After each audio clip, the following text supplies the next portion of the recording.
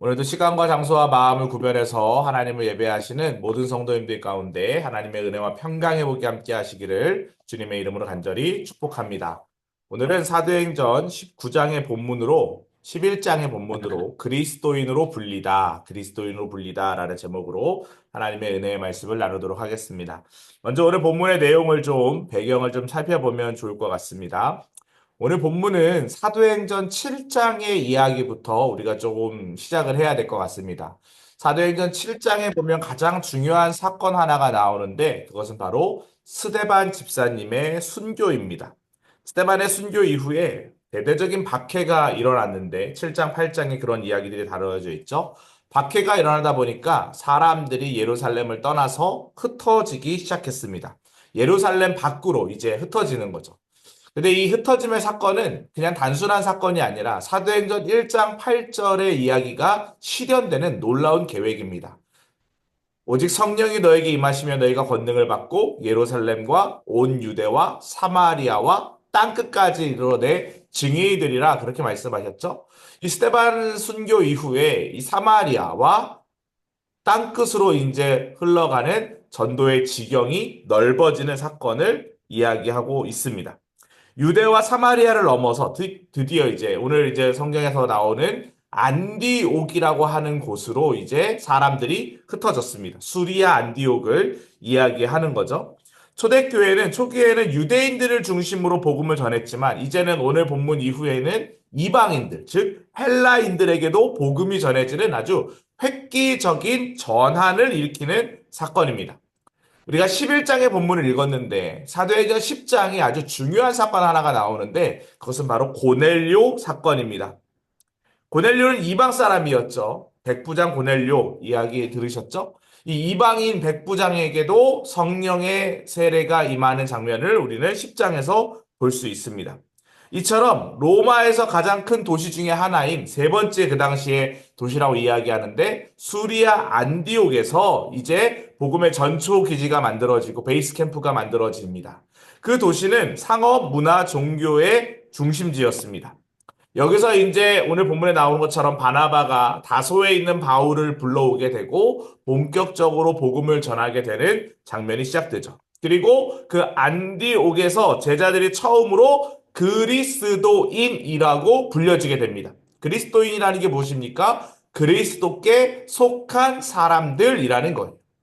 그런데 누가 이들을 이렇게 불렀느냐? 이방인들이 불렀다라는 것이죠. 즉, 우리로 얘기하면, 편하게 얘기하면, 교인들끼리 서로 그렇게 그리스도인, 당신은 그리스도인입니다. 당신은 그리스도께 속한 사람입니다. 그렇게 부른 것이 아니라, 믿지 않는 사람들이 그 사람들을 보니까, 아, 저 사람들은 좀 뭔가 특이하다, 다르다. 아, 저 사람들은 예수님을 믿는데 예수님께 속한 사람 같아.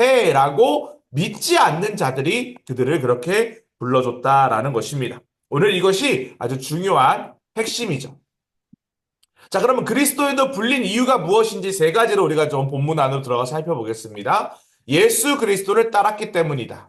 두 번째, 예수님의 이름으로 모였기 때문이다. 세 번째, 예수님 안에서 하나 되었기 때문이다. 라고 오늘 성경은 이야기를 합니다. 자, 예수님 그리스도를 따랐기 때문에 그리스도를 불렀다라고 되어 있는데 그리스도인, 그리스도를 따르는 사람, 그리스도께 속한 사람 이런 의미를 가지고 있죠. 세상 사람들이 보기에 그리스도인은 예수 그리스도의 말씀을 듣고 지키고 행하는 사람들이었습니다.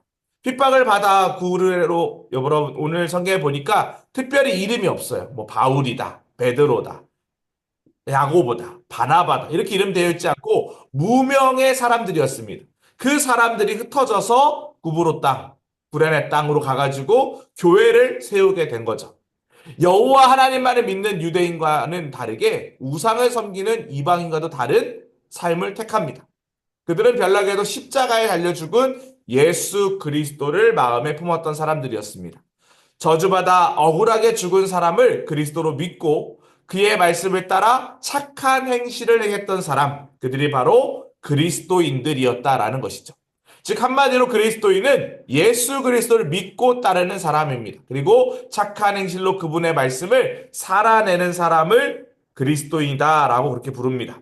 몇몇 구부로 그려낸 사람들이 무명의 사람들이 이름도 없는 사람들이 안디옥에 들어가서 예수 그리스도를 믿는 사람으로 보였다라는 거예요.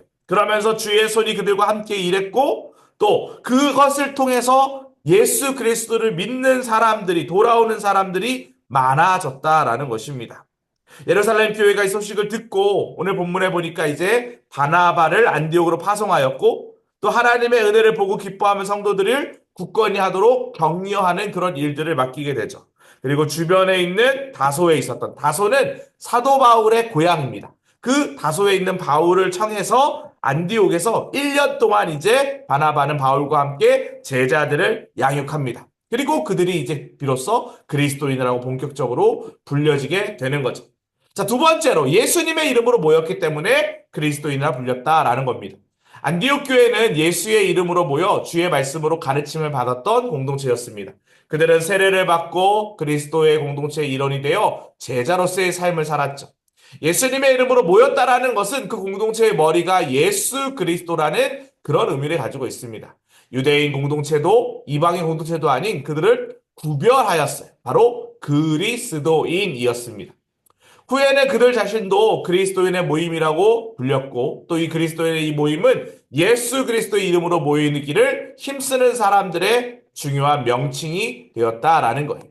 오늘도 마찬가지죠. 저와 여러분들은 그리스도인입니다. 왜 그리스도인입니까? 주는 그리스도시요 살아계신 하나님의 아들이십니다. 즉 예수 그리스도를 우리의 구원자, 구세주로 받아들이고 제자로서의 삶을 살기로 결단한 믿음을 가지고 있기 때문에 우리는 그리스도인이다라는 것입니다.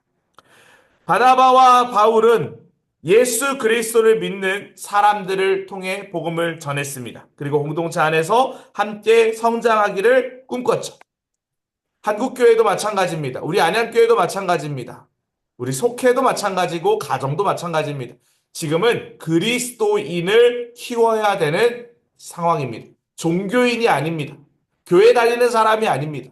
그리스도인이 되어야 합니다. 그리스도께 속한 사람, 그리스도를 따르는 사람, 그런 사람이 저와 여러분 되기를 주님의 이름으로 간절히 축복합니다. 오늘도 교회사에 대한 일화하나를 소개합니다. 안디옥 교회 교인들은 예수 그리스도 안에서 한 몸을 이루는 지체가 되었다라고 오늘 성경에 이야기했죠. 우리나라 1890년도에 강화도의 교인들 역시 그리스도 안에서 한 몸이라는 의식이 아주 강했습니다. 그래서 자신의 이름을 심지어 바꿨어요. 강화도 북단 홍이마을의 훈장 박능일이 예수님을 믿자 마을 사람들을 따라서 믿기 시작했는데 그때 마을 사람들은 세례를 받으면서 이름을 바꿨습니다. 물려받은 성씨는 그대로 두고 처음으로 예수를 믿었다는 의미에서 마지막 글자는 일자로 돌림을 하고 가운데는 신, 애, 능, 인, 순 등을 제비 뽑아서 개명을 했다라는 거예요. 그래서 박능일, 권신일, 권인일, 종순일, 김경일 등의 이름이 탄생되었다라는 것이죠. 왜 이름을 바꿨을까요? 그리스도 안에서 하나라는 자신의 신앙을 믿음으로 고백하기 위함이었습니다. 우리는 예수를 주와 그리스도로 고백하는 믿음 안에서 하나입니다. 우리 충성교구는 믿음 안에 하나죠. 각자 속해는 믿음 안에 하나입니다. 누구를 중심으로요? 그리스도를 중심으로요. 우리는 모두 그리스도인이라는 한 이름을 가졌습니다. 서로 격려하고 응원하고 축복하고 중보하면서 그 믿음을 튼튼히 세워가는 믿음의 공동체 되기를 주님의 이름으로 간절히 축복합니다.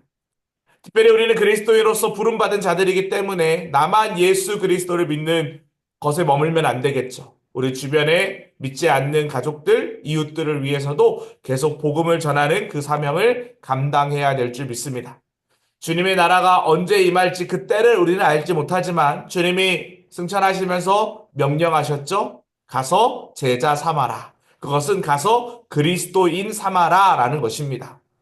예수를 전하고 그 예수를 받아들으러 말미암아 마음의 변화가 일어나 하나님의 은혜를 경험하는 사람들이 늘어날 수 있도록 각자의 자리에서 헌신 충성하시기를 주님의 이름으로 간절히 축복합니다.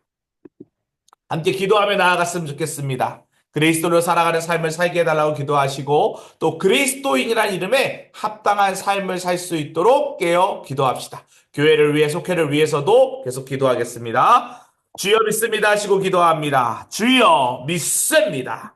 사랑과 은혜가 풍성하신 하나님 아버지 하나님은 민족과 경계를 넘어 복음을 지금도 퍼뜨리고 계시는 줄 믿습니다. 진정한 열매는 하나님의 손에 함께할 때 맺혀진다라는 것을 오늘도 말씀을 통해 깨닫습니다. 그리스도인이 말뿐이 아니라 삶 전체로 예수를 드러내는 자임을 우리가 믿음으로 고백하오니 주여 함께하여 주시고 인도하여 주시옵소서. 우리 삶의 자리 가운데 지금도 역사하시는 하나님을 바라보며 나아가기를 간절히 원하오니 주님께서 인도하여 주시고 믿음의 주에 온전케 하시는 예수 그리스도를 바라볼 때에 하늘의 신령한 복과 땅의 기름진 복으로 충만케 하여 주시옵소서. 교회를 위하여 나라를 위하여 간절히 기도할 때인 줄 믿습니다. 진정으로 주님을 믿고 따르는 믿음의 사람들이 세워지게 하여 주시고 하나님의 나라가 확장되게 하여 주시옵소서. 일하실 것을 믿고 구하오며 주 예수 그리스도의 이름으로 간절히 기도드립니다. 아멘.